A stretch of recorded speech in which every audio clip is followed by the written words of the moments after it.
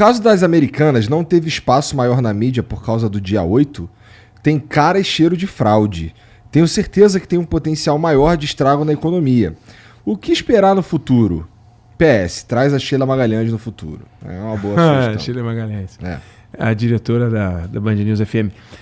Eu acho que a cobertura do caso Americanas tem espaço, tem cobertura, tem grande. Ali a gente está diante ou de um erro pavoroso ou de um maior caso de fraude do mercado acionário da história do Brasil. Uma coisa espetacular. Gravíssima. Né? Muito grave. Você tem ali uma prática inadequada e provavelmente criminosa e que vai ser apurada. Não tem como não apurar esse troço. E é interessante, eu falava com o Tramontina aqui antes da gente começar a gravar, né, a transmitir. Digamos que você quisesse, Igor, hoje comprar uma ação de uma empresa com gestão controlada. O que ela teria que ter? Um presidente e um diretor financeiro respondendo a um conselho de administração. Americanas tem. Esse conselho de administração devia ter conselheiros independentes. Ela tem. Deveria ter o conselho de administração um comitê fiscal e um conselho de auditoria. O contrário, conselho fiscal e um comitê de auditoria. Tem os dois. Check, check. Auditoria independente? Tem. ESG? Tem. Tudo tem. No entanto, você pode ter tudo e você pode aprontar. Por quê? Se a fraude está na cúpula, não tem o que fazer. A Petrobras tinha vários sistemas de controle. Todos os sistemas de controle. E, no entanto, deu o petrolão. Porque os diretores estavam roubando. Os diretores estavam roubando. Quando o diretor está roubando, não tem o que fazer. E conhece os caminhos. Então dá para roubar do jeito que você quiser. Na Americanas, você pega ali e você tem uma orientação da CVM clara sobre como você tem que fazer o balanço, e os caras lançaram de um jeito errado, de um jeito impróprio, que pode ter, que seguramente diminuiu o endividamento da empresa para consumo externo, aumentou o lucro, aumentou o bônus do executivo e o pagamento de dividendo dos sócios. Que coisa linda, eles só erraram a favor, eles não erraram contra. Não é assim que eles vêm. Americanas vêm a público para pedir desculpa porque nós reduzimos o lucro, a gente errou, ferramos a empresa. Isso é outra coisa, né? Agora, quem é que está culpado? Todo mundo fala, a empresa de auditoria. A empresa de auditoria não é Sherlock Holmes. Eles não são detetives que o diretor financeiro entrega os papéis para ele e faz: você está de sacanagem, né? Isso aqui está cheirando mal. Não é assim. O cara fala, está aqui o relatório. Ele tem que olhar. Então tem um monte de rolo lá. Tem 2 processos da CVM, tem um terceiro processo que vai sair. A SEC americana, que é a CVM de lá, vai cair no cangote porque eles têm ADR nos Estados Unidos. Os controladores... E lá os acionistas entram na justiça e rapidamente a justiça toca o pau em quem... Se houver fraude... E aconteceu. O bicho pega. Porque o americano sabe que a ação é o maior bem a ser preservado. O dia que você achar que uma empresa de capital aberto, que é uma empresa pública, aliás, em inglês eles chamam de publicly company, ela é aberta, ela é pública, ela é do povo. Qualquer um pode comprar uma ação. Aí se você acha que aquela ação não traduz o valor da empresa fatiada, porque os caras estão sacaneando no balanço, isso é a coisa mais nojenta que você pode imaginar. Aí você fica vendo, você fala, mas se eu não acredito na Americanas, eu não posso acreditar em nenhuma. Por quê? Porque a PwC, que é a auditoria, audita um monte de empresa. Os controladores da Americanas investem num monte de empresa, eles têm negócio com um monte de empresa. O setor de varejo tem muita empresa de capital aberto. Então o que eu faço? E ela é uma empresa de capital aberto, então ferrou todo o mercado acionário brasileiro. O Jorge Paulo Lemann, o Marcel Teles e o Beto Sicupira, que são os 3 integrantes do 3G, eles tomaram uma chamada pesada na SEC americana, tiveram que pagar uma multa por fraude no balanço da Heinz, que é uma das empresas do uma empresa que o grupo comprou. Uma empresa que o grupo comprou. Eles ali encontraram o rolo, tá lá na SEC, tá, não é acho. E lá tá é lá. Rapidinho, né? Hein? É rapidinho. E rapidinho, não tem lá. conversa. E não tem conversa. Não vai, esse negócio, eles vão chegar. Não dá para esconder. E vão ter que refazer os balanços. E vão ter que rever Aquilo, e outra coisa, pode ter o que eles chamam de callback. Os caras que receberam os bônus e podem Agora, ter que devolver. E tem uma coisa, né?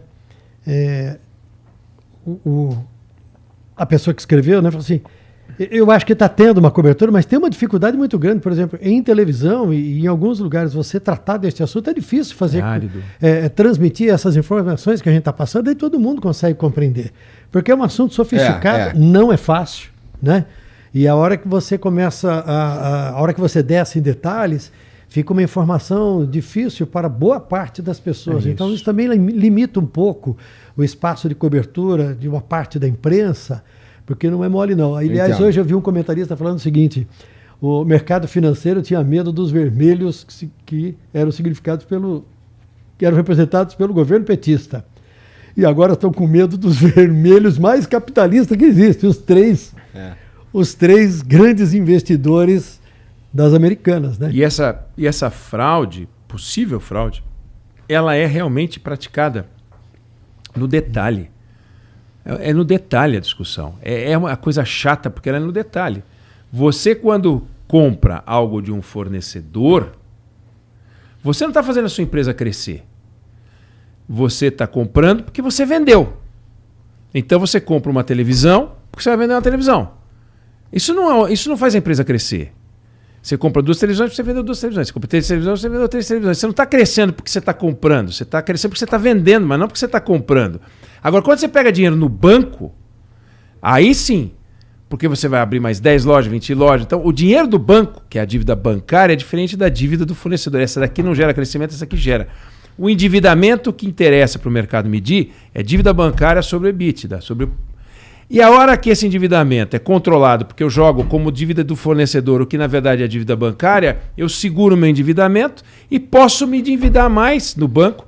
E as pessoas começam a achar, pô, que empresa sólida, vamos comprar ação dessa empresa, vamos emprestar, vamos bombar. Então é um truque maroto, safado, vagabundo, e que vem sendo praticado, segundo o Sérgio Rial, que é o ex-presidente do Santander, há anos. Inclusive desde o tempo em que o trio, Lehman, Teles e Sicupira, tinham mais de 50% da companhia, porque hoje eles têm 30, 29, eles tinham mais de 50, não é que vem de hoje, eles falam, estou afastado do Olha aqui, e o Rial era presidente do Santander. Sim. E tem uma enorme dívida das americanas para o Santander. É o terceiro, né? E aí eu tenho o direito de levantar a seguinte dúvida. O Santander não sabia de nada, não percebia no balanço nenhum problema.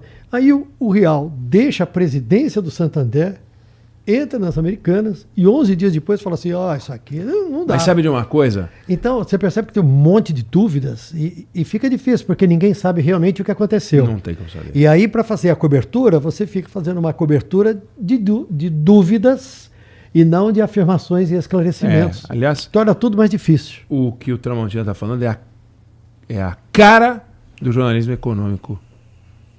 É a pergunta. Conseguirá a empresa tal superar as dificuldades? Lá em interrogação. Entendeu? Sairá a Argentina da crise? Que envolve pergunta. É tudo cheio de pergunta. Esse ponto é interessante que você falou. É tudo cheio de pergunta. Quando, na verdade, é difícil você ter as respostas. É muito difícil ter as respostas. O Santander, ou Bradesco, ou o BTG, que entrou com são os três pau em cima das americanas, eles conseguem ver o número da dívida deles, no balanço deles, e o número da dívida que a Americanas coloca no balanço dela. Se o número do Santander, no balanço do Santander, está lá Americanas X, e está X na Americanas também, ele não tem como ter transparência daquilo. Então ele diz, está certo no Santander. Então, se tiver diferente no Santander, de repente, o que você está falando, ele chega, olha o balanço, e aí ele encontrou um negócio esquisito. Vamos ver, o Sérgio Rial, era um cara que ganhava quase 60 milhões de reais por ano como presidente do Santander. É um executivo muito bem pago. Esses dados estão na SEC, o salário dele. Hoje é presidente do Conselho do Santander e até março, abril, ele é presidente do Conselho de Administração do Santander. Venceu o tempo dele, ele deve ter recebido uma proposta extraordinária, deve ser um negócio... Um cara ganhava 60 milhões por ano, imagina o que ele recebeu para ir para as americanas, né? Uhum. E aí, a hora que ele chega lá, ele tem muito a defender, que é a reputação dele, o patrimônio, e ele olha aquilo e fala, rapaz, o que eu faço agora? Vou sair fora. Vamos sair fora. Aqui, pô. Então essa é o que ele tem dito, é o que ele tem falado, né? Tem gente que diz, não, ele deveria ter comunicado aos acionistas, ter ficado quieto, comunicar aos acionistas e falar, vocês têm que fazer o aporte de capital. Chamar o capital, bota aí 5 bi, 6 bi, 10 bi, não expõe, porque quando a hora que expuser, você vai comprar nas americanas, você fala, não, só vou comprar nas outras, porque vai que eles não me entregam a TV. Pronto, acabou tudo, ferrou. Então, tem gente que diz que ele foi precipitado.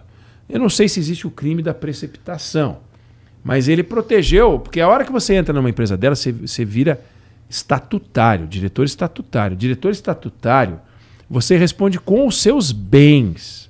Não tem essa de meus bens são separados, você responde com os seus bens. E uma ação trabalhista, qualquer uma ação trabalhistazinha, daqui 5 anos, 6 anos, 10 anos, tá lá você tendo que responder. É um inferno. Então acho que ele olhou e falou, quer saber? Acho que eu tô bem. Tô fora dessa bagunça aí. Fora disso aqui, cara.